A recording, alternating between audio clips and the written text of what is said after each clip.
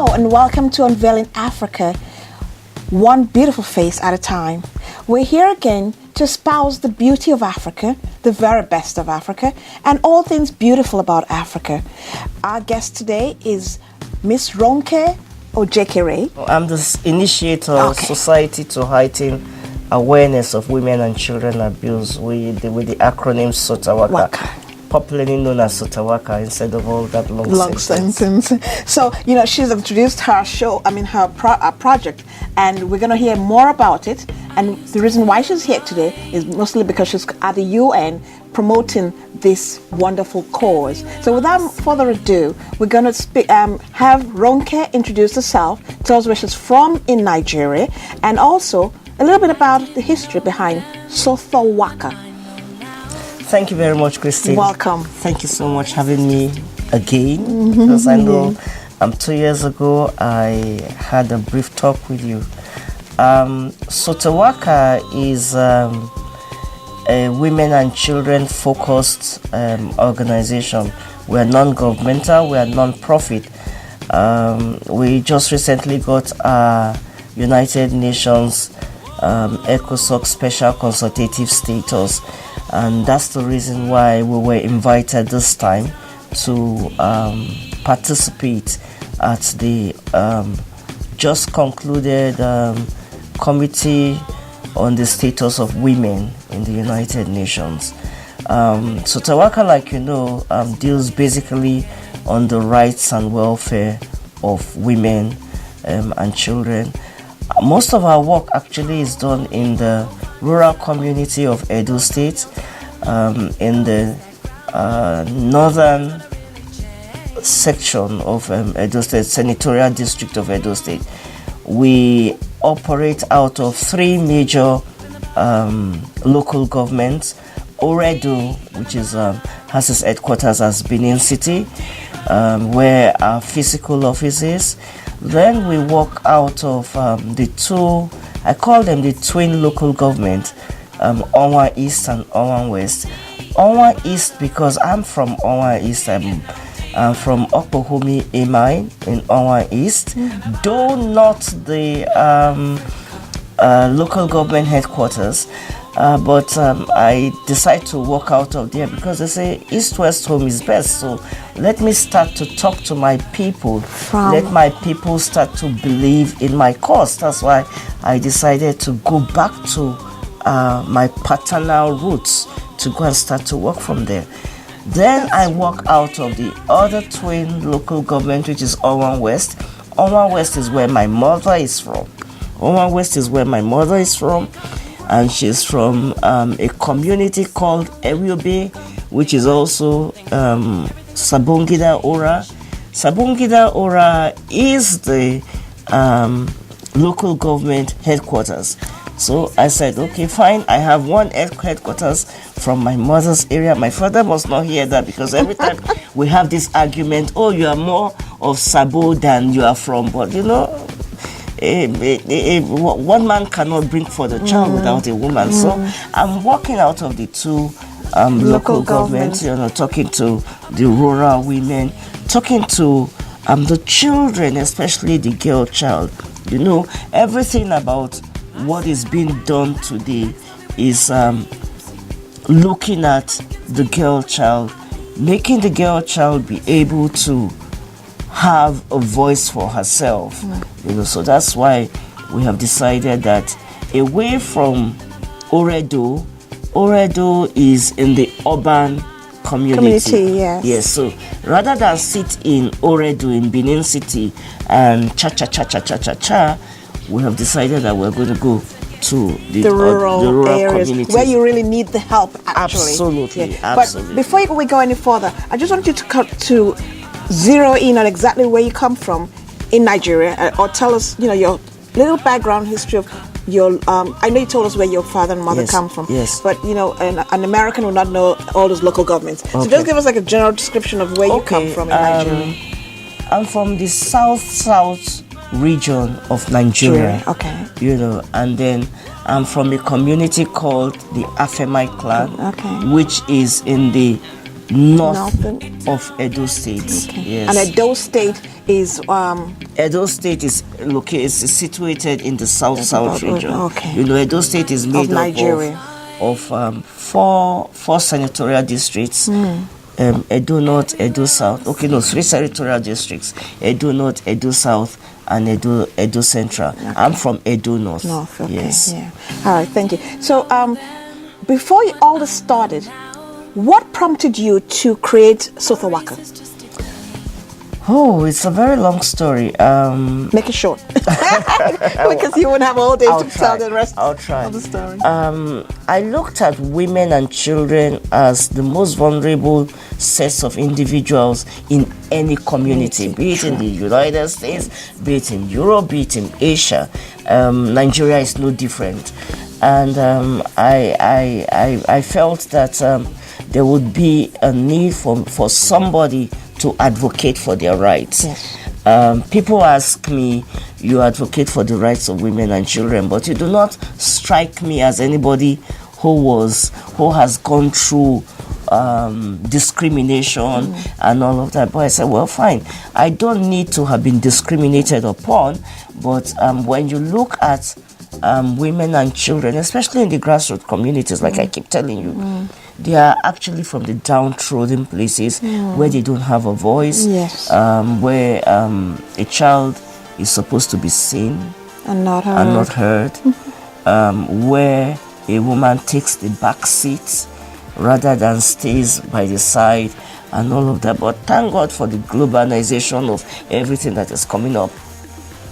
Women are beginning to have a voice. Women are beginning to be assertive. Yes. You know, women and children are beginning to be put on the front burner of any international discourse. You know, where you are talking, it's not just male. We now have women come out, tell us what you want. You know, yes. because yes, we agree that we are from a community where the male's voice must be heard or the male must be listened to. We don't dispute that. You know, I say to women that you want your voice to be heard does not mean that you have to be rude about yes. it. You know, when you stand firm in what you believe in, people will begin to buy into you. Yeah. But when you sit on the fence and think that people would understand what is going down in your head and in your mind, everybody just, she's just sitting down there. She hasn't really said what she wants. But when you begin to open your mouth to say things that you really want done and not waver, you know, then people will start to take you seriously. That's really, really very great of you, because we have to be forward, you know, very strong about yes, you must be opinions. Firm. Firm. That's the word I was looking for. And also be sure of what we want. Absolutely. We can't dilly-dally. Otherwise, they will never take us seriously. But now, I know you've done a lot for the community. Examples of what you're going to tell us now. Like, what have you done? What are the main things you've done for the women and children in the rural areas that you take to heart the most, a passionate one? My passion about women and children is standing for your rights, ensuring that when you are put on the developmental pedestal, you know what you want. Not just okay, development is coming into my community. Now is the time for me to key into it. No, you must know your rights, and you must be able to stand and speak up for your rights. You know, don't say that silence is golden. But I say to everybody that silence is not really golden. If you do not open your mouth to let society know the pains that you're going through, nobody is going to help you. The common adage in Nigeria is, I will not drink Panadol for your headache. Simply put, I'm not going to start to take painkillers for your headache if you don't tell me that something is wrong with you. So I have been able to, in my little way, educate women that they have a right, they have a voice, and their voices must be heard. I know soon you're going to ask me, what kind of rights do women have? You know, women do have rights like every other person. Women and children have a right to education. Women and children have a right to good health. Women and children have a right to equal opportunities. Women and children have the right to equal participation. Women and children have a right to be able to practice whatever religion that they want. Women and children also have a right to socio-economic values. You know, so when we have that, and you must remember also that a woman's right, you know, is also human rights. So if you say, for example, that yes, you believe that there is something called human rights, you must also appreciate the fact that women and children participate in that. Absolutely. Yeah. Now, I know in our communities, and it's been well known that the African male is very dominant. Absolutely. Now, I know you must have had some resistance because some of the males must have come to you and said, "What are you trying to do to our wives?" I mean, even having some African women come on my show to talk about themselves or what their aspirations are has been a problem with their husbands. They don't want them to come on the show because they don't want them to come and talk too much or say something that might you know, make them feel less than a man. But I say to them that we are not in this to put the men down, but we're in this to make our voices heard, like you said. So I know you've got some resistance or some not friendly wishes from the situations with men. Give me one example of what in a situation like you've encountered and how you handled it. You'll be very shocked. You'll be very shocked. 2 years ago, I think it was, I went back to my community and I was talking about female genital mutilation. Oh, which is very close to my heart. And I was speaking to the rural women. And we started talking. We started with trafficking. Then we went on to female genital mutilation. And somebody got up to me and said to me, "You know what? I think you are beginning to want to meddle with our culture and our religion. Yeah, right. You are beginning to want to say too much. You are beginning to want to make us not believe that we have a tradition, and that you are now telling us that we must disobey set down norms and traditions and all of that. We were born to seeing that a woman must be circumcised. We're born to saying that this thing has been part of the culture and tradition of the homeland. Now you have come with your Oyibo, which means white or European ideas. You've come here now and you are coming to talk to our women. Tomorrow they will stand up and tell us no, and I was like, no, that's not what I'm trying to tell you. What I'm trying to tell you is that you are abusing the woman. Yes. You know, and that this has to stop. It took us another visit for me to now say to myself, you know what? Get not just what I'll call the women leaders. Let's get the women in the community. Let them come out to share with us what they understand by female genital mutilation. Let them come out to tell us what would happen to them if they do not circumcise their children. Oh boy, Christine, you would not believe it that so many of these women did not even have an idea what they were doing. Oh no. All right? Many came from different wards and clans of that same community, and they all had different reasons, but one central reason was the fact that if you do not circumcise your girl child, the first born child will die. Oh my gosh. And what a misleading. What a misleading. Is that the reason why you? So I said to them, I'm not circumcised, my firstborn child did not alive, die. Yeah. Another lady said, oh well, you know what? They'll be promiscuous. I was circumcised, but yet my first child died. Another said, oh well, you know what? If you do not circumcise your child, you'll be promiscuous.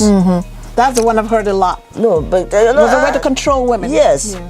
And by the time we finished, we all at least reached a common ground that It is unhealthy. it is unhealthy. And then we started giving them the medical reasons why you should, because it's very untidy blade. You take one dirty thing on a dirty rag and take another. Okay, Ronke, that's enough. You Thank you, I understand? understand. Yeah, but now, with that being said, how did you get to the realms of the international world, coming to bring sothawaca here to America? How has that come about? Well, and what do you aim to achieve, or what are your goals at this point? Okay. I work, like I said, with the rural community. And when I started my organization, especially when my organization got recognized by the Federal Republic of Nigeria, I said to myself, Ronke, what is the highest, what is the peak of what you want? You know, it's not just for you to set up an organization and you're running around. Remember that we are non-profit. Yeah. So I said to myself, my joy would be to see that I get recognized by the United Nations. And what did I do? I gave myself a time frame. I said, I give myself 2 years to be able to achieve this, you know. And I worked hard. You must have. I worked hard to ensure that I did it. And I was happy that before my 2 year span expired, I got the invitation. my But now, so with the UN recognition, what is that going to do for sothawaca? I would have an opportunity to network with so many people around the world. Okay. Remembering that United Nations is not an American thing. Yes. United Nations isn't an African thing. Yeah. I will get to networking around the world, like I have already started doing. With this opportunity, at least I have been able to meet with 3 organizations, and before I leave America at the end of the month, I would have been able to key into these 3 organizations to form some kind of alliance with them. That's actually my goal. Networking, learning for as long as I wake up every day, there's always a new thing to learn. So since I know that there's nothing I learn now that will be useless, I will key into organizations that would better my lot, so that when I go back, I would now go back to my people with renewed exactly, and I would now start to teach my people. Oh, I went. This is not a holiday. People say to me, "Happy holidays." I said, "No, this is not a happy holiday. This is a working vacation for me," and I haven't ceased to doing all of that. Now, on a lighter note, we commend you for what you do. Thank you and we very thank much. you so very much for taking, because it's not an easy task to deal with the men, to deal with communities, to change women's rights or improve upon women's rights and children's as well.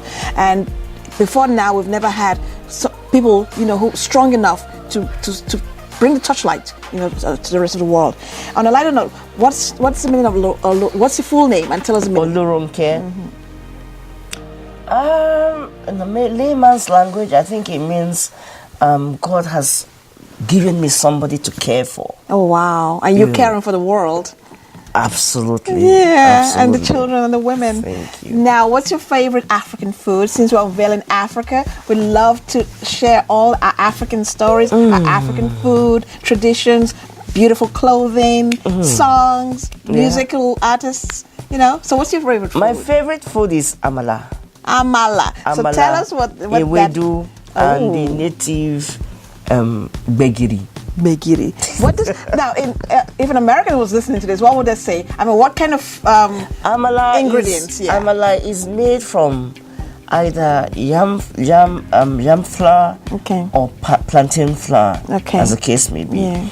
Many people, because they are now going into the health thing, many people now prefer to eat the amala made out of plantain flour. Yeah. Yes, because it's richer, more nutritious, and all of that one. Yeah. Ewedu is from, I don't know what the name is in English or the botanical name, but it's from some small leaf that is being cooked, and you use basically it's the native broom. Okay. Not a blender. American broom. Yeah. You use the native broom to beat it down. And it's slimy. And begiri is actually bean stew. Okay. I love that. Sounds good. Yes. Yeah. Yes. Now, what's your favorite African artist or something? And why? Sir Victor Owaifo. Oh, yeah. I grew up listening to Sir Victor Owaifo, and most of the time he sings in Benin language. I don't understand what it means, but I know that I love his readings, and his readings make sense to me. Right. After Owaifo, I love Fela because of social, Fela, what he is about, so I love Fela, but away from that, Fela is a revolutionary man. Owaifo, I listen to his music because I just like his music. Yeah. And what two countries in Africa would you like to visit? If you had the opportunity to go to now, you live in Nigeria. Yeah. So what other two countries would you like to visit or know about more? Kenya and South Africa. Okay. Why Kenya and why South Africa? Every time I do want to travel, I'm looking at prospects of work. Okay. South Africa, because I think that I have opportunities meeting with organizations, like-minded people, like-minded organizations. Okay.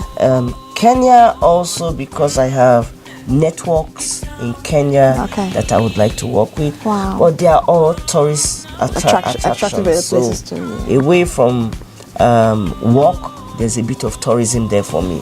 Yeah. Good. That's a good reason. Okay, thank you so much for coming back again, Ronke. I really enjoyed talking with you. Thank you very much. You have to come back because there's so much to talk about. I'm going to come. And my visa this year is not going to be wasted. So I will make more trips in America. And we'd like to hear more of what you do and what how you've evolved, in making women and children's rights a more beneficial, more productive one in Nigeria, and hopefully it will spread around the world, and we can share all our goodness and our experiences. Thank you so much for listening to Velen Africa, for tuning into us.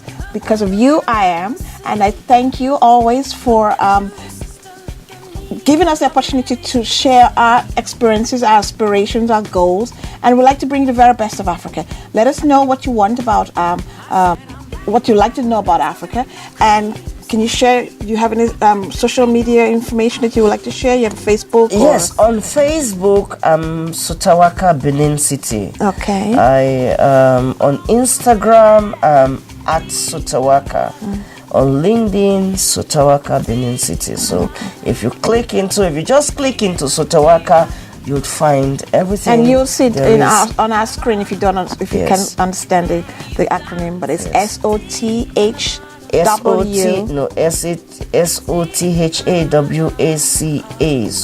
Sothawaca. All right. And also on Velen Africa, you can reach us through our media out there. Christian Velen A for my Instagram. On Facebook, it's on Velen Africa, and you can also go on my website, which will further bring you to all my different links. It's on VelenOurAfricaTV.com. Thank you once again, and look forward to seeing you soon. Bye. So that was very good. Thank you so much. I'm so grateful that you came here, and I'm glad that you're doing what you're doing for us. Thank you so God much. bless you, and I hope you continue to do well.